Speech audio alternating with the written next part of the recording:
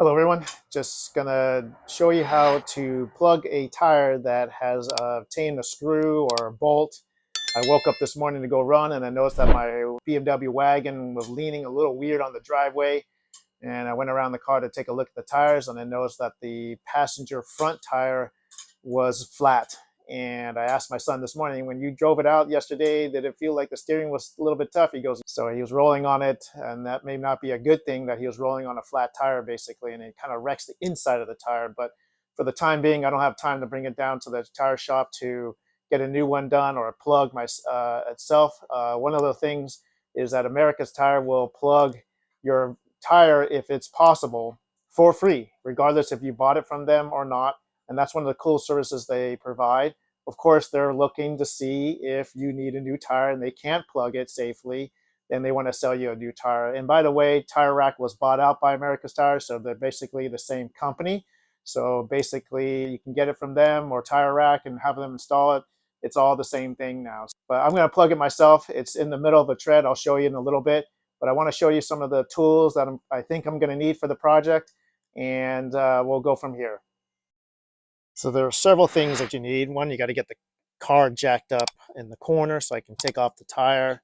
That's just the arm to put into there so I can jack up the car, get the tire off the corner so I can take the tire or the wheel off. There's my socket wrench. Turns out I need a 17 millimeter for my BMW lug bolts. That'll help me loosen the bolts and I can take them off after the car is jacked up in the corner. This is the tire repair kit, that I bought off Amazon. I'll definitely put a link in the description below. It's a nice complete kit. And sometimes it's easier to use a drill instead of reaming the hole in the tire. And I measured it out. It's basically a 1364 bit that I put in my hand drill to drill into the tire to make the hole bigger. And then I can use this Ryobi air pump. It's meant for basketballs and minimal things, but I've pumped up tires before. I do have an air compressor in my garage I can use. It'll be more efficient. And then I have a tire pressure gauge right there. I'll put all the links for these items in the description below in case you want to tackle this project yourself. First things first is I got to get the car jacked up. But what I did when I rolled my wagon into the garage is I rolled up on a block of wood because my car is a little bit lowered. So this jack I have right here, it's a little tall to fit underneath. So I rolled up on a piece of wood to prop up the car a little bit on the side so I can easily roll in my jack and get underneath the jack lifting pad so I can lift up this corner of the car so then I can get the tire up. But first, before I do that, I need to loosen the 5 bolts that are securing the wheel to the hub. That's where I grab my socket wrench here, and I just loosen it first, just enough. Don't worry, it's not going to come off. Just like that. Just put that aside now. And then what I do is I actually then get I use this cardboard here underneath, get my jacks, underneath the car here. And I'm going to go ahead and jack up the corner of the car here. Make sure the platform engages the jack's pad there. And it is. Now I just have to keep pumping it up, get the corner of the car up. And basically what I'm doing is I'm looking to see if I got the tire off the piece of wood. And once I do, then I can loosen the 5 bolts entirely and take off the wheel. And you did enough when the wheel can spin freely. And since I loosened them already, I can just take my socket without the socket part, just the socket part to take off the lug bolts. I usually go in a star pattern to loosen them. It doesn't matter. I usually leave the top one alone here first to kind of keep it secure, but typically it doesn't fall off. Once I get all 5 off, I can take off the tire and I'll show you where the screw/bolt has entered the tire and causing a leak. I took my socket wrench and bit there. Now I can take off the tire. I'm going to keep my block of wood right there, so then when the tire comes back on, everything's still propped up and it's easy to do. I don't know if you can see from there, but there is a screw right here, right in the depth of the tread here, so I'm going to fix that today. And that'd be pretty easy to do. Usually when they say it's on the outer blocks here, they do not want to patch the tire because it's a little too dangerous. But since it's in the middle of the tire, it's easy to do. So let's get to that. I'll show you in a second. As you can see here, you can see the bolt/screw in the tire. It's in that tread there. It's causing a slow leak. I pumped up the tire this morning. I lost 50% already. So you can see that there. So basically I got to take it out, and according to the directions, you need to ream and make this hole a little bit bigger, spread out the steel belt inside, and then you go ahead and use their plug system and plug it and cut off the excess. So it's a pretty simple process. I'll put the instructions in a still picture in a second.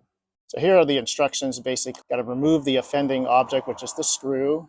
Apply some lubricant to the spiral shaft of the reamer so you can ream it and open the hole a little bit bigger, and spread out basically the steel belts a little bit. Usually you have to deflate the tire in order to use the spiral reamer to go in and out to make the hole bigger. And then you're going to use this other tool to help insert this plug, and it has adhesive on it already.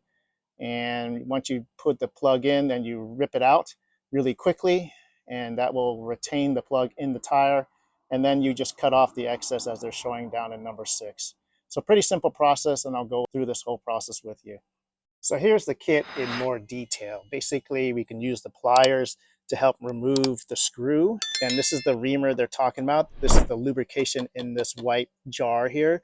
And basically, once you took through the screw, you're supposed to use this reamer and twist and turn to spread the steel belt inside, create basically a bigger hole. As you can see, these plugs have a certain amount of thickness here. And then this is the plug tool. So you put the plug, part of it like threading a needle through that hole there, and basically you shove it in and then you pull it right out really quick to lock in this plug into the tire. And then you can go ahead and then cut off the excess with this razor blade here. And then once you do, then you can inflate your tire and you should be good to go. So that's what we're going to do. That's the whole steps right there. So the first step is to get the screw out of here. I'm going to use the pliers from the kit, see if I can get it out. This one's just a screw. It didn't go in very far. You can see it's very, very short, but enough to puncture a hole here. And there actually, you can see there is a hole right there.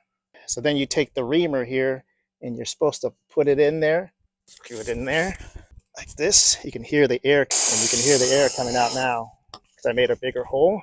So basically, when you think you're done reaming, basically you should be able to insert and remove fairly easily.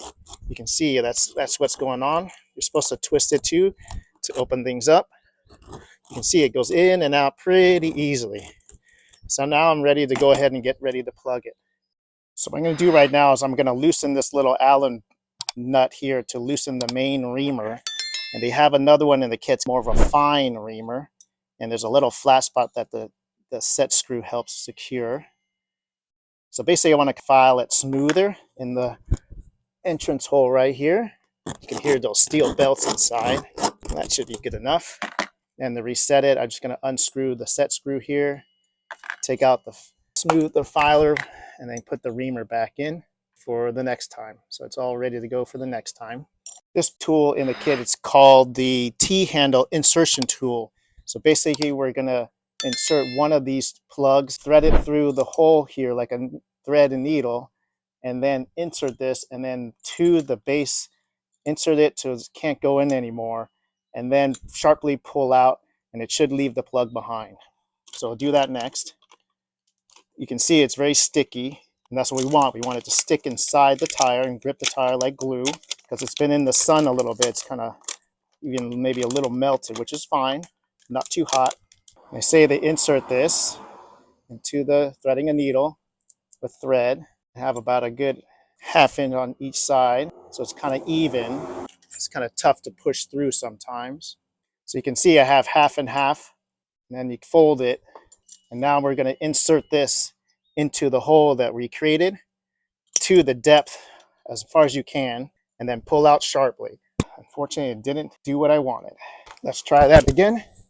It is tight, and that's what you want, because you want to make sure that this plug stays in and doesn't come out. I'm going to flip it up a little bit. It might be out of view, so I get a bit of a commanding angle here. So with a fierce pullback, you can see now I have the plug in place here.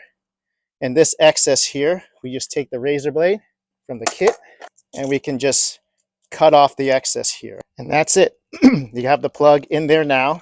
You can see that what it does is it inserts it, and then when you pull out sharply, it rips it, but keeps it in there, and keeps it sealed. So I'm going to use a little rag to get this old orange stuff compound, the residual compound, off of the tool, so it's all ready to go for the next time. So now I want to inflate the tire. Usually I like to inflate my tires to about 40 pounds per square inch, and that's what my little handy tool to read the pressure gauge as I'm doing it. I'll put a link in the description for a similar one. They may not sell this particular brand, but I'm sure there's 100 on Amazon that looks exactly the same, and they're very accurate. I like the extra little tools in here just in case. Maybe you gotta cut your seat belt or something like that. So it's been pretty good. It just takes one AAA battery, which is super simplified. And it also has a little flashlight too at the tip there. And the light and the screen does light up as you need, and does a variety of different, like PSI versus bar and all that stuff. I also have an air compressor in my garage, and this is just an inflation for tires, and it's going to connect it. So now I'm just going to go ahead and fill up the tire here. Love hearing that sound of the air going into the tire. It's going to take a little bit to inflate the tire because it's pretty much flat. As I was reaming it earlier, you can hear the air was escaping, and it's basically nothing inside. If you're unsure of how much pressure you just put in, that's what my tire pressure gauge is for. So maybe I can take it off here for a second and make sure it's on PSI. And it says it's at 16.5 pounds. Definitely not quite there yet. It's nice to have an air compressor, so you don't have to go to the gas station. Sometimes they charge you $0.25 to use the air compressor. Man, I hate that, man. It should be free still, but everything costs money these days. Let's check out the pressure again. It's at 28 PSI right now, so I'm definitely need another 12 pounds. The two tests will see if the tire holds its air overnight. About 40 pounds right now. I don't know if you can see that, but it's basically, it says 40 pounds, so I'm good. Alrighty, now it's time to put the tire back onto the car. Now we just got to put the wheel back onto the hub here. Just got to make sure the holes line up, and they almost do. Good. So then I take my socket again, put one in, and insert the top. All in all, this probably took me maybe 15-20 minutes to do. If I went to America's Tire, it'd take me at least 20 minutes to drive to the nearest one. Within an hour, they'll get it done. Let's say they take an hour because they're a little bit busy. Then I got to drive another 20 minutes home. So how much time did I just waste? Yeah, they do it for free. I had to pay a little bit for this kit. But the kit has so many plugs that it's not just a one-time use.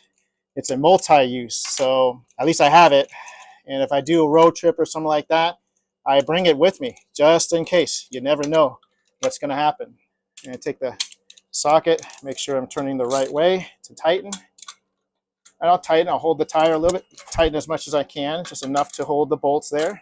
I usually tighten in the star pattern, so you go to the opposite one that you were at previously. So that's all good for now. Now I just need to lower the jack, so bring the car down and the tire down to hit this piece of wood, so then I can tighten up the lug bolts to proper torque.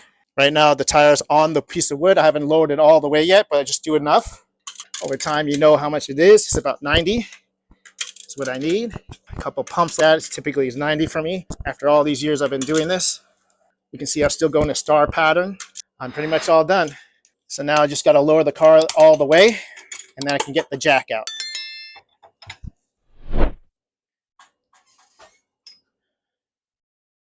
There we go.